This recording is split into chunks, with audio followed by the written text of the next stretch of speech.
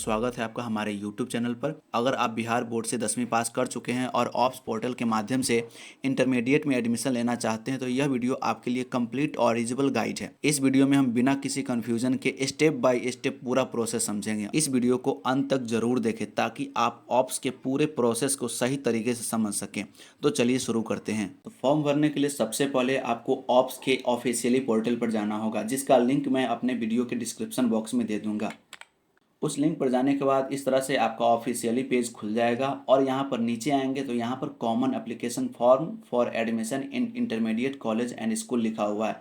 इस पर यहाँ पर आपको क्लिक करना होगा। क्लिक करने के बाद यहाँ पर कुछ दिशा निर्देश दिया गया हुआ है, आप इसको अच्छे से पढ़ लेंगे और यहाँ पर इस चेक बॉक्स को क्लिक करके यहाँ पर आपको क्लिक करना होगा। क्लिक करने के बाद यहाँ पर कुछ प्रोसेस होगा और उसके बाद आपका कॉमन एप्लीकेशन फॉर्म खुल जाएगा। यहाँ पर आप देख सकते हैं कॉमन एप्लीकेशन फॉर्म खुल गया हुआ है 26 से 28 सेशन के लिए।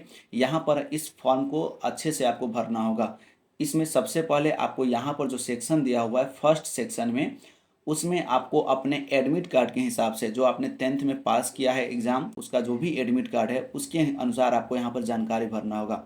सबसे पहले आपको यहाँ पर अपना बोर्ड सिलेक्ट करना होगा। आप जिस भी बोर्ड से पास किए, इसमें काफ़ी सारा ऑप्शन है अलग अलग बोर्ड का, उस बोर्ड को आपको यहाँ पर चयन करना होगा। मैं यहाँ पर बीएसवी बोर्ड बिहार सिलेक्ट करके चलता हूँ और उसके बाद यहाँ पर आपने जिस भी साल एग्ज़ाम पास किया है उसको यहाँ पर चयन करेंगे। अगर आपने इस साल एग्ज़ाम पास किया तो 2026 या उससे पहले कभी पास किया तो काफ़ी सारे ऑप्शन है यहाँ पर अलग अलग साल का, उसको अपने हिसाब से चयन कर लेंगे। उसके बाद यहाँ पर एनुअल और कंपार्टमेंटल एग्ज़ाम है। आप अपने एडमिट कार्ड पर देखेंगे तो ऊपर में ही दिख जाएगा कि आपका एग्ज़ाम कौन सा है, एनुअल है या कंपार्टमेंटल। ऐसे मोस्टली स्टूडेंट का एनुअल होता है, तो आप अपने एडमिट कार्ड पर दिए गए अनुसार अपना ये एनुअल या कंपार्टमेंटल चयन कर लेंगे। बाय डिफ़ॉल्ट ये एनुअल ही सिलेक्ट रहता है।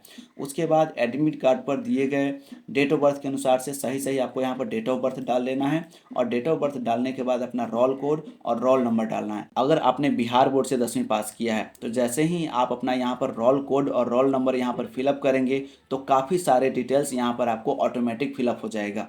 हमने यहाँ पर बिहार बोर्ड के एक स्टूडेंट का डिटेल्स डाला है तो ऑटोमेटिक यहाँ पर काफ़ी सारे फील्ड जो है सिलेक्ट हो गया है। हमने सिक्योरिटी पर्पस के कारण इसको हाइड कर दिया है। उसके बाद यहाँ पर आपको फोटो का चयन करना होगा। फोटो चयन करने के लिए चूज फाइल पर क्लिक करना होगा। जैसे ही इस पर क्लिक करेंगे तो आपने फोटो जहाँ भी रख रखा है वहाँ से अपना फोटो अपलोड कर देंगे। इस तरह से हमने एक फोटो यहाँ पर अपलोड कर दिया है। आपको सही स्टूडेंट का फोटो यहाँ पर अपलोड करना होगा। उसके बाद यहाँ पर टोटल मार्क्स और ऑब्टेन मार्क्स है। यहाँ पर अगर आपने दूसरे बोर्ड से एग्जाम पास किया है तो यहाँ पर ये सभी आपको मैनुअली फिलअप करना होगा और जैसे ही अगर आप बिहार बोर्ड से अगर पास किए हुए हैं तो ये सभी डिटेल्स आपको फिलअप करने की ज़रूरत नहीं है। और यहाँ पर देख सकते हैं कि टोटल मार्क्स है यहाँ पर दिखाया गया हुआ है और उसने जितने नंबर से पास किया है वो भी यहाँ पर आ गया है। उसके बाद यहाँ पर विद्यालय का नाम है जो कि यहाँ पर ऑटोमेटिक फिलअप है। उसके बाद यहाँ पर अपने स्कूल का एड्रेस डाल देंगे, आपका गाँव का नाम और जिला का नाम आप नॉर्मली डाल सकते हैं। यहाँ पर ये ऑलरेडी फिलअप है, जिस जिले में विद्यालय है उस जिला का नाम हो गया। उसके बाद यहाँ पर ईयर ऑफ ज्वाइन है, यानी कि आपने किस साल उस विद्यालय में नामांकन लिया था। यहाँ पर काफ़ी सारे स्टूडेंट गलती कर देते हैं मगर आपको इस बात का यहाँ पर ध्यान रखना है। यहाँ पर सेकेंडरी क्लास यानी कि 9th और 10th की बात की जा रही है, यानी कि आपने उस स्कूल में 9th में कब एडमिशन लिया था तो उस ईयर को आपको डालना है। यदि आप 10th 2026 में पास आउट किए हैं तो 9th का जो एडमिशन 9th का ज्वाइनिंग ईयर जो हो जाएगा 2024 हो जाएगा। तो उस चीज़ को आपको यहाँ पर ध्यान से डालना है, यानी कि आपने जब भी 10th पास आउट किया है उसे 2 साल पहले आपको इसमें ईयर डालना है। उसके बाद है आपने किस साल उस विद्यालय को छोड़ा था, तो आपने 10th का इस एग्ज़ाम जिस ईयर में पास किया था वो ईयर यहाँ पर ऑटोमेटिक फिलअप रहेगा। उसके बाद है क्या आपने 10वीं की परीक्षा कस्तूरबा गांधी आवासीय विद्यालय छात्रावास में रहते हुए उत्तीर्ण किया है। यदि हाँ तो यस, नहीं तो बाय डिफ़ॉल्ट नो पर यह क्लिक रहेगा। नेक्स्ट में personal details, gender, mother tongue, nationality और रिलीजन और ब्लड ग्रुप, यहाँ पर बाय डिफ़ॉल्ट आपका ये सब फिलअप रहेगा। अगर आपने बिहार बोर्ड के अलावा कोई और बोर्ड से पास किया तो ये सब फिलअप नहीं रहेगा, तो आप अपने हिसाब से इसको आपको फिलअप करना होगा। तो आपका जो भी जेंडर है यहाँ पर जेंडर फिलअप करेंगे। आपका मदर टंग मतलब मातृभाषा जो भी है आपको उसको सिलेक्ट करना होगा। नेशनलिटी में आपको इंडियन सेलेक्ट करना है। उसके बाद यहाँ पर आपको रिलीजन मतलब आप किस धर्म से बिलोंग करते हैं उसको आपको यहाँ पर सिलेक्ट करना होगा। यहाँ पर काफ़ी सारे धर्म का ऑप्शन है, उसको अपने हिसाब से आपको सिलेक्ट करना है। उसके बाद यहाँ पर रक्त समूह मतलब ब्लड ग्रुप है। अगर आपको मालूम है अपना ब्लड ग्रुप तो यहाँ पर आपको डाल देना चाहिए। अगर नहीं मालूम है तो ये कंपलसरी नहीं है, इसे आप छोड़ सकते हैं। ध्यान रखिए जो भी स्टार मार्क है, रेड कलर का जो भी स्टार मार्क है जिस बॉक्स के आगे, उसको फिलअप करना बिल्कुल अनिवार्य है, उसको आप छोड़ करके आप आगे नहीं बढ़ सकते हैं। उसके बाद यहाँ पर आपका करस्पॉन्डेंस एड्रेस है, जो कि आप जहाँ पर रह रहे हैं उसका पता लिखना है आपको। यहाँ पर आपका बिहार बाय डिफ़ॉल्ट सिलेक्ट रहेगा, आप जिस भी स्टेट में अभी रह रहे हैं उसका ये आपको एड्रेस लिखना होगा। उसके बाद जिस जो ज़िला है आपका, वो ज़िला आपको चयन करना होगा। ज़िला चयन करने के बाद आपका जो ब्लॉक है, प्रखंड है, उसको आपको यहाँ पर सिलेक्ट करना होगा। वो सिलेक्ट करने के बाद आपका जो एग्जैक्ट एड्रेस है, यहाँ पर आपको मकान नंबर, पोस्ट ऑफिस और पुलिस स्टेशन ये सब आपको लिखना होगा कुछ इस तरह से। हमने यहाँ पर वार्ड नंबर लिख दिया, चूँकि यहाँ पर हाउस नंबर उतना क्लियरिटी नहीं दिया गया रहता है, तो हमने वहाँ यहाँ पर वार्ड नंबर लिख दिया। उसके बाद विलेज लिख दिया। विलेज लिखने के बाद हमने पोस्ट लिख दिया। उसके बाद पुलिस स्टेशन लिख दिया। उसके बाद यहाँ पर अपना आपका जो भी पिन कोड है उस पिन कोड को यहाँ पर डाल देंगे। आपका मोबाइल नंबर जो भी है आप यहाँ पर मोबाइल नंबर डालेंगे, ईमेल आईडी डालेंगे। यहाँ पर ध्यान देने वाली बात यह है कि आप जो भी मोबाइल नंबर यहाँ पर दे रहे हैं, इस ऑफ सिस्टम में किसी दूसरे स्टूडेंट का उस नंबर से लॉगिन नहीं होना चाहिए। और उसके बाद यहाँ पर उसी तरह से आपको ईमेल यूनिक ईमेल आईडी देना है। उसके बाद इस चीज़ को आप छोड़ सकते हैं, यहाँ पर आपको आधार नंबर देना है। आधार कार्ड अगर ना होने की स्थिति में, यानी कि आपका आधार कार्ड बना ही नहीं है, तो आप यहाँ पर टिक करके आप आगे बढ़ सकते हैं। अगर आपके पास आधार कार्ड है तो वो देना आपको यहाँ पर कंपलसरी है, नहीं बनने की स्थिति में आपको यहाँ पर टिक करना है। आप उसके बाद यहाँ पर जो आपका जो भी कास्ट कैटेगरी है उसको यहाँ पर आपको क्लिक करना होगा। आप अपने कास्ट कैटेगरी को पता करें और अपने हिसाब से यहाँ पर चयन करें। यहाँ पर एडमिट कार्ड के अनुसार से यहाँ पर ऑलरेडी सिलेक्टेड है। उसके बाद है कि अगर आप डिसेबिलिटी है, किसी प्रकार से दिव्यांग है, तो आपको यहाँ पर यस क्लिक करना है। बाय डिफ़ॉल्ट नो पर क्लिक है। उसके बाद यहाँ पर मिनिमम आपको 10 कॉलेजेस का प्रेफरेंस देना होगा। आपको जिस भी कॉलेज में एडमिशन लेना है आपको यहाँ पर सेलेक्ट करना होगा। सेलेक्ट करने के लिए यहाँ पर आपको सबसे पहले उस ज़िला का चयन करना है जिस ज़िला में वो स्कूल है, और उसके बाद उस स्कूल का नाम नीचे वाले बॉक्स में आपको चयन करना होगा। कॉलेज का नाम सेलेक्ट हो जाने के बाद यहाँ पर आपको स्ट्रीम चुनना होगा, यानी कि आर्ट्स साइंस कॉमर्स जो भी है, जो भी इस बॉक्स में आएगा। यानी कि इस कॉलेज में यहाँ पर दो ही ऑप्शन है, आर्ट्स और साइंस, तो दो ही में से हम कोई एक को सिलेक्ट कर सकते हैं। तो मुझे यहाँ पर आर्ट्स सेलेक्ट करना है तो मैंने आर्ट्स सेलेक्ट कर दिया।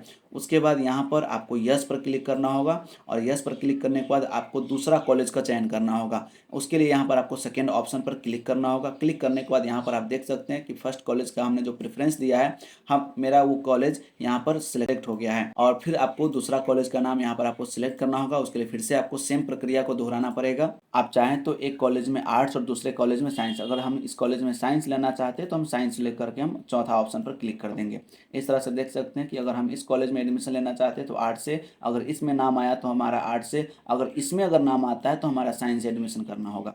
तो इस तरह से आप अलग अलग स्ट्रीम का भी अलग अलग कॉलेज में चयन कर सकते हैं। अगर आप चाहें कि आप दूसरे जिला में एडमिशन लेना चाहते हैं तो आप अलग अलग जिला के भी कॉलेज को आप सिलेक्ट कर सकते हैं। अब आप यहाँ पर देख सकते हैं कि हमने यहाँ पर 10 कॉलेजेस का नाम चयन कर लिया है। एक बात यहाँ पर ध्यान देने वाली बात है कि अगर आपका मैट्रिक में कम नंबर आया है तो आप 10 कॉलेज से ज़्यादा का नाम चयन करें। मैक्सिमम 20 कॉलेजेस का नाम आप चयन कर सकते हैं। तो आपका नंबर जितना ज़्यादा कम है आप उतना ज़्यादा कॉलेज का चयन करें। इससे क्या होगा कि आपका जल्द से जल्द मेरिट लिस्ट में नाम आने का चांस बढ़ जाता है। अगर आपका नंबर कम है और 10 ही कॉलेज का सिलेक्शन करते हैं तो यहाँ पर आपका मेरिट लिस्ट बनने में टाइम लग सकता है या नहीं भी आ सकता है, और फिर आपको स्पॉट एडमिशन के माध्यम से आपको एडमिशन कराना होगा, जो कि काफ़ी प्रॉब्लम हो जाता है एडमिशन कराने में। और दूसरी बात ये कि आप जिस कॉलेज में एडमिशन लेना चाहते हैं उसी हिसाब से यहाँ पर आपको कॉलेज का प्रेफरेंस देना है। अगर आपको इस कॉलेज में एडमिशन चाहिए तो आपको सबसे पहले इसमें, अगर आपके लिए सीट नहीं मिला तो आपके लिए दूसरे कॉलेज में आपको चेक किया जाएगा। फिर इसमें अगर सीट नहीं मिला तो आपको इस कॉलेज में नाम चेक किया जाए। तो आपको उसी हिसाब से अपना कॉलेज का नाम सिलेक्ट करना है। फर्स्ट में उसी कॉलेज को रखना है जिसमें आप 100% एडमिशन लेना चाहते हैं। जब आप कॉलेज 10 या उससे अधिक आप सेलेक्ट कर लेते हैं उसके बाद यहाँ पर आपको नो पर क्लिक करना होगा।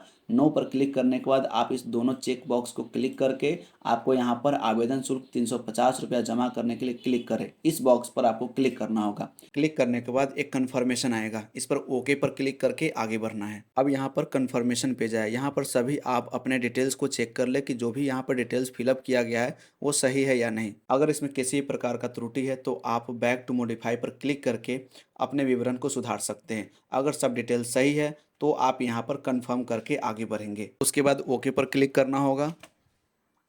अब जैसे ही ओके पर क्लिक करेंगे, अगर सर्वर सब सही चल रहा होगा तो यहाँ पर जो मोबाइल नंबर दिया गया था स्टूडेंट का उस नंबर पे ओटीपी भेज दिया जाएगा। ओटीपी मिल जाने के बाद उस ओटीपी को यहाँ पर आपको एंटर करना होगा। उसके बाद यहाँ पर सबमिट पर क्लिक करना होगा। सबमिट होने के बाद आपको एक कॉन्ग्रेचुलेशंस का एक पेज दिखेगा, जहाँ पर आपको अपना नाम और रेफरेंस नंबर दिया रहेगा। अगर आपके पास रेफरेंस नंबर ऐसा मिल गया तो समझना आपका फॉर्म जो है ड्राफ्ट में सेव हो चुका है। अब यहाँ से आपको पेमेंट पेज की तरफ बढ़ना है। यहाँ पर देख सकते हैं अपने भुगतान का विकल्प चुनें, जहाँ पर HDFC लिखा है और दूसरा ऑप्शन सब पैसा है।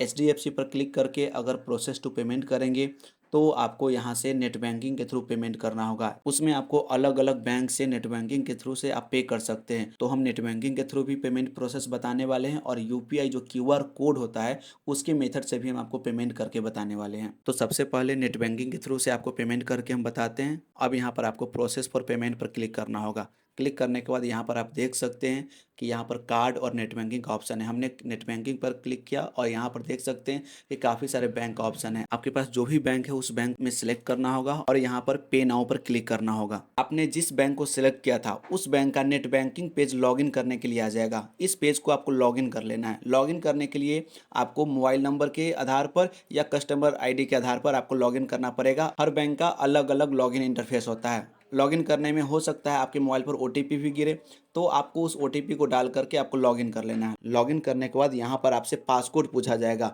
जो आप अपने नेट बैंकिंग में जो पासकोड सेट कर रखा है उस पासकोड को यहाँ पर डालना है। पेमेंट करते वक्त ध्यान रखना है कि आपका किसी भी प्रकार का इंटरनेट कनेक्टिविटी या इलेक्ट्रिसिटी कनेक्टिविटी कटना नहीं चाहिए, अन्यथा पेमेंट फेल हो जाने के बाद आपको प्रॉब्लम हो सकता है। अगर आप QR कोड की मदद से पेमेंट करना चाहते हैं तो जहाँ पेमेंट मेथड HDFC और सब पैसा था उसमें सब पैसा को सेलेक्ट करके आगे बढ़ना होगा। उसके बाद वहाँ पर कई सारे ऑप्शन आएगा, उसमें आपको पे थ्रू UPI QR कोड पर चयन करना होगा।